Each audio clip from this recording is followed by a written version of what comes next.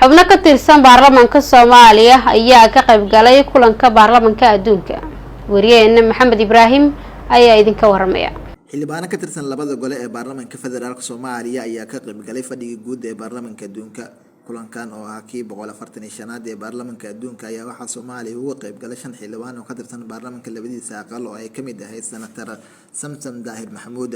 fadhiga kulankan oo looga hadlay arrimo badan ayaa saddexdii maalin u dambeysay waxaa diiradda lagu saaray ka qaybgalka siyaasadda ee haweenka iyo sida guulo looga gaaray 10kii sano ee u dambeysay.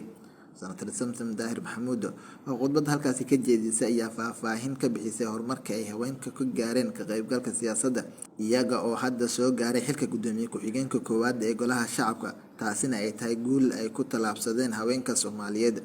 xildhibaanada Soomaaliya oo qayb galay kulanka baarlamaanka adduunka ayaa sidoo kale 4 sano ee soo socota fadhiga baarlamaanka adduunka ku matali doona Soomaaliya.